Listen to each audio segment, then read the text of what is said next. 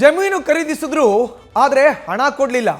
ಮಗಳನ್ನ ಮದುವೆ ಮಾಡ್ಕೊಳ್ತೀವಿ ಅಂತಲೂ ವಂಚನೆ ಮಾಡಿದ್ದಾರೆ.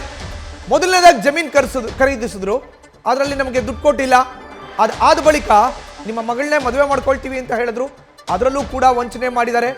ಮಾಜಿ ಸಚಿವ ಪ್ರಭು ಚೌಹಾಣ್ ಕುಟುಂಬದ ವಿರುದ್ಧ ಗಂಭೀರವಾದ ಆರೋಪ ಕೇಳಿ ಬರ್ತಾ ಇದೆ. ಮಾಜಿ ಸಚಿವರ ವಿರುದ್ಧ ಗಂಗಾಧರ್ ರಾಥೋಡ್ ಎಂಬುವರು ಆರೋಪವನ್ನ ಮಾಡ್ತಾ ಇದ್ದಾರೆ. ಮೊದಲು ಜಮೀನು ಖರೀದಿ, ಆದ ಮೇಲೆ ಹಣ ಕೊಟ್ಟಿಲ್ಲ, ಇದರ ಬಳಿಕ ಮಗಳನ್ನ ಮದುವೆ ಮಾಡ್ಕೊಳ್ತೀವಿ ಅಂತಲೂ ಕೂಡ ಮೋಸವನ್ನು ಮಾಡಿದ್ದಾರೆ ಅನ್ನೋ ಆರೋಪ ಇದೀಗ ಕೇಳಿ ಬರ್ತಾ ಇದೆ. जमीन 125 सर्वे नंबर 20 एकड़ 8 गुंठा प्रभु चौहान ये जमीन हड़प लिया। मेरे माताजी की जमीन 126 सर्वे नंबर 6 एकड़ जमीन, वो भी जमीन वो हड़प लिया। वो जमीन के बाद पैसे दो अथवा जमीन वापस करो बोले तो उन्होंने बोले कि रिश्ते में बदलेंगे, तुम्हारा जमीन किधर नहीं जाता, तुम्हारे बेटी को हमारे बेटे से शादी करेंगे बोले। 2 साल से चल रहा है। हर तालुके में अगर से इलेक्शन में जैसा सर्वे करते आप वैसा भी जाके घर घर जाके बच्चे को अगर से पूछे तो भी हर बच्चा गली में का कहां तक भी जाओ गंगाधर राठौड़ की बेटी प्रभु चौहान के बेटे को दे रहे बोल के कोई भी बोल सकता आपको।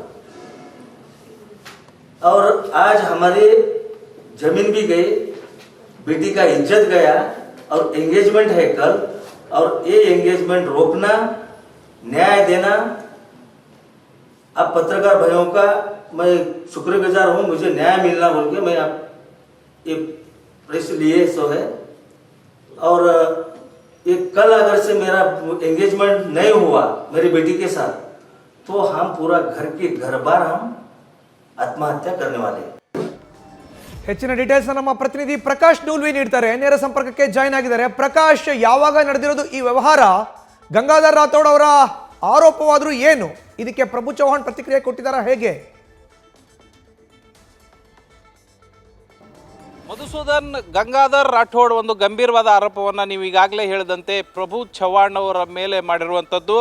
26 ಎಕರೆ ಜಮೀನು, ಅಂದರೆ ಔರಾ ತಾಲೂಕಿನ ಕಿರುಗುಣವಾಡಿಯಲ್ಲಿರುವಂಥ 26 ಎಕರೆ ಜಮೀನನ್ನು ಖರೀದಿ ಮಾಡಿದ್ದಾರೆ.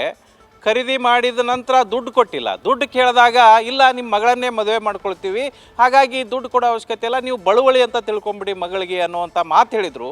ಇದಕ್ಕಾಗಿಯೇ ಏಪ್ರಿಲ್ 23, 2023 ಏಪ್ರಿಲ್ 23ರಂದು ಪ್ರಭು ಚೌಹಾಣ್ ಮಗ ಪ್ರತೀಕ್ ಜೊತೆ ತಮ್ಮ ಮಗಳು ಪೂಜಾಳದ ಎಂಗೇಜ್ಮೆಂಟ್ ಕೂಡ ಆಗಿದೆ. ಇದೀಗ ನೋಡಿದರೆ ಬೇರೆ ಯುವತಿಯ ಜೊತೆ, ಮಹಾರಾಷ್ಟ್ರ ಮೂಲದ ಯುವತಿಯ ಜೊತೆ ಪ್ರಭು ಚೌಹಾಣ್ ಪ್ರತೀಕ್ ಎಂಗೇಜ್ಮೆಂಟನ್ನು ಇಟ್ಕೊಂಡಿದ್ದಾರೆ. ಅದು ಇವತ್ತೇ ಡಿಸೆಂಬರ್ 25ರಂದು ಎಂಗೇಜ್ಮೆಂಟ್ ಇಟ್ಕೊಂಡಿದ್ದಾರೆ.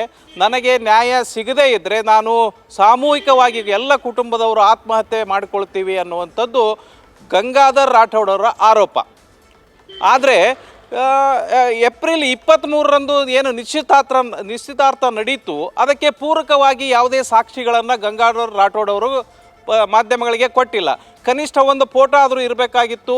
ನಿಶ್ಚಿತಾರ್ಥದ್ದು ಫೋಟೋ ಕೂಡ ಕೊಟ್ಟಿಲ್ಲ. ಇಲ್ಲ, ನಮ್ಮ ಹತ್ರ ಫೋಟೋ ಇಲ್ಲ, ಎಲ್ಲವೂ ಕೂಡ ಪ್ರಭು ಚೌಹಾಣ್ ಬಳಿ ಇದ್ದಾವೆ ಅಂತ ಹೇಳ್ತಾರೆ. ಆದರೆ ಈ ಡಿಜಿಟಲ್ ಯುಗ, ಒಬ್ಬರಾದರೂ ಒಂದು ಮೊಬೈಲಲ್ಲಿ ಫೋಟೋ ತೆಗೆದುಕೊಳ್ಬೋದಿತ್ತು ಅನ್ನುವಂಥದ್ದು ಕೇಳಿಬರುವಂಥ ಒಂದು ಸಾಕ್ಷಿ.